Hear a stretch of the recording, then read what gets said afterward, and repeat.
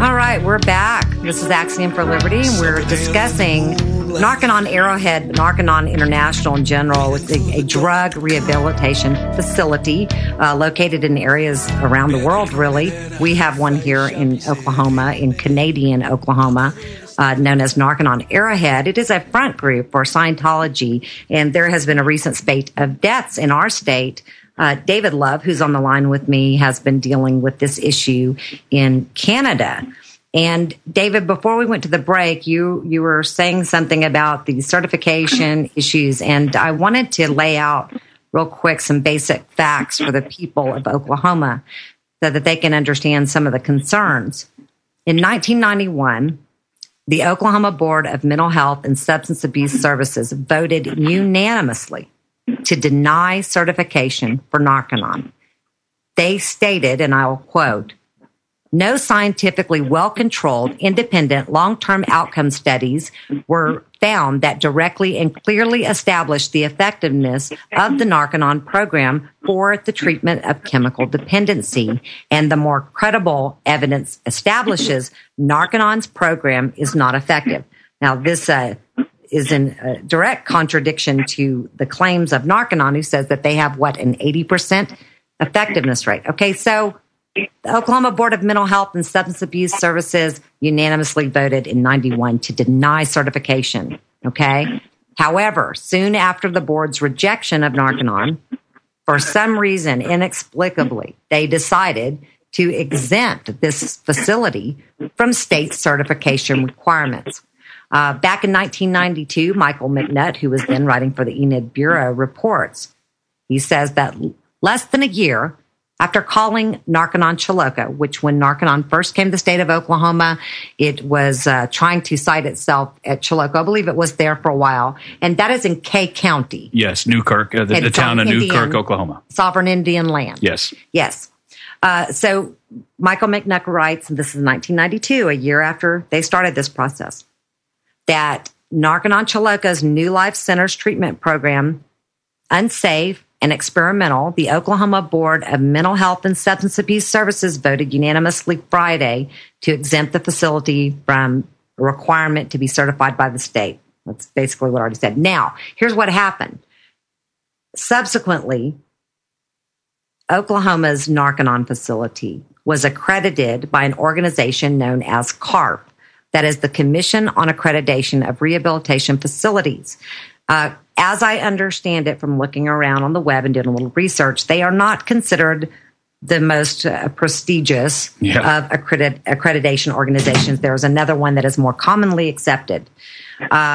We do know that Narconon's accreditation, which, David, I'm sure you will make the point, is not the same as certification, was reaffirmed as recently as 2011. So, David, could you give us a little background on this, and why is this important? Why should people be concerned about this process by which Narconon is allowed to operate in our state?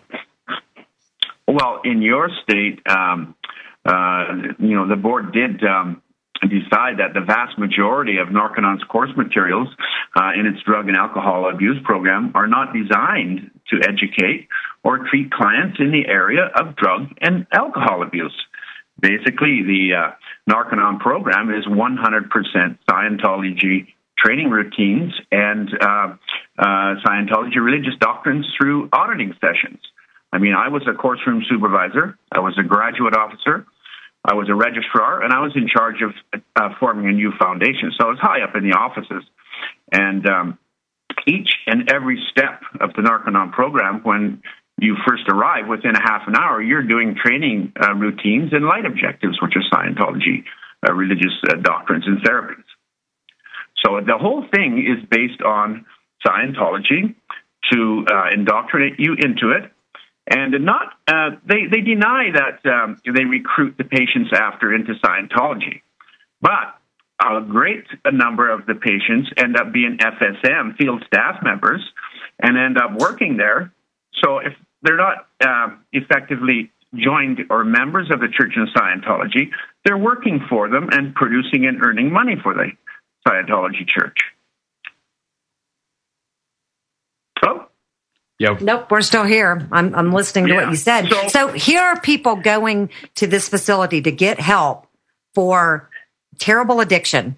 And what they're being treated to, what you're telling me is religious indoctrination that was never developed for the specific purpose of helping people over their addiction problems. It is simply channeling people into this organization.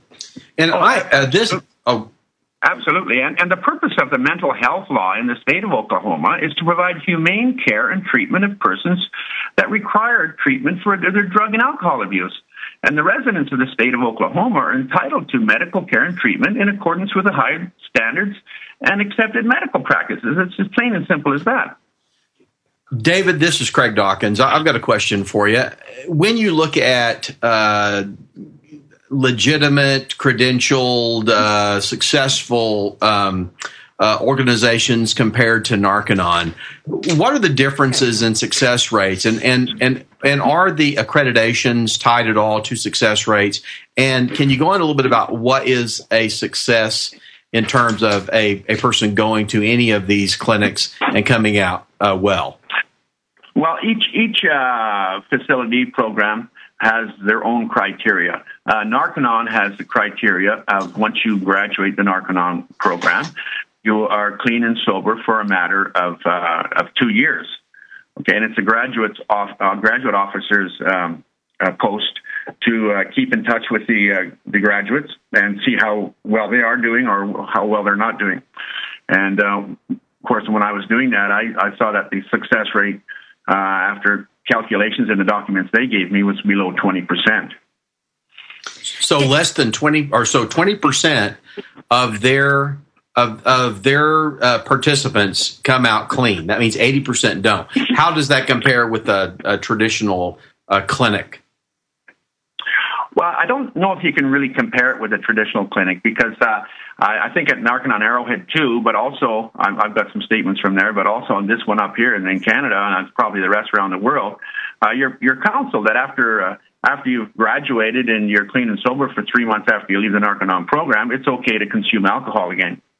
I mean, that's almost that's ridiculous. David, I want to ask you what you know about CARF. We were talking about how Narconon got accreditation. I've got a document here in front of me that says Centers for Medicare and Medicaid Services Standards Manual, and this is put out by CARF International, the organization that accredited, not certified, Narconon. What can you tell me about CARF? Do you know anything about it? Well, I do know somewhat about it. I'm just going to touch basically on what the board said there, and it was identical to what the health board said up here. And they both boards in Oklahoma and in Quebec determined that the Narconon program is not effective, it's not safe, and it actually endangers the patients. And actually, the board concluded that the program offered by Narconon Chilocco, which is now Arrowhead, is not medically safe, and that's why they shut it down in Quebec before more patients started dying, like they're doing in Arrowhead. And I think it was a very wise decision because they were actually putting themselves, in a position of being liable in litigation. The board with CARF, when they went to CARF, there was a fella, McGregor, Kent. He was working for them as a surveyor, and apparently to the documents on the internet, he also had a close family member that was working at Narconon Arrowhead. When he finished the survey, which only takes about 3 days at $1,800 a day, whatever, after the CARF gave Narconon Arrowhead their accreditation, then this surveyor that was working for CARF ended up working for Narconon Arrowhead. So you've got an extreme conflict of interest there. Isn't that interesting? I found that information, too, that William Kent McGregor, yes, who was the surveyor for CARF, the international organization that accredited Narconon and enabled them on some level to operate in our state of Oklahoma. So he had close family ties. Now, I have not verified this. What I understand is he had close family ties to Narconon Arrowhead, and following the accreditation process, he is actually subsequently employed. Yeah, he actually gets on the Science Advisory Board for Is Narconon. Is that convenient? Yeah, how convenient is that? And William Kent McGregor, he tends to go by a few different names. He'll mix his names up sometimes. We've been looking to see if he is a true certified CCDC, and haven't been able to find anything yet. Well, and the little bit of research that I've done, I find a lot of quasi-incestuous type leaps here with Narconon and other organizations. And later on the show, we'll talk about an event they had back in 2004 with faith-based organizations, most of which, and a government organization, most of which, even though they said they were the Reverend such and such or from the church such and such, you would assume, these are a variety of faith-based organizations. On CARF, can I chime in on CARF on how everything played out here in Oklahoma on that? The law that was used to circumvent the Oklahoma Department of Mental Health's findings on denying Narconon originally their certification, they used Title 43A and its exemption laws to go through CARF, which Oklahoma, through those exemption laws, recognizes CARF as an outside accreditation, and they brought them right back in, and then Oklahoma gave them an exemption according to Title 43A. Was Title 47A in Oklahoma created for Narconon? I can't. I'm not sure yet. There's a lot of suspicious stuff. That's how they get it legally. Yes, there is a process, and I want to find out when that title of law was altered or changed last. I think that'll be interesting. I think that'd be very interesting. You're listening to Axxiom for Liberty. We are talking to David Love from Canada. We are talking to Colin Henderson. We are talking about Narconon Arrowhead, Narconon International, the front group for Scientology, in a recent spate of deaths that have opened investigation into that organization. Stay with us, and we'll be back. Back to Axxiom for Liberty. This is Craig.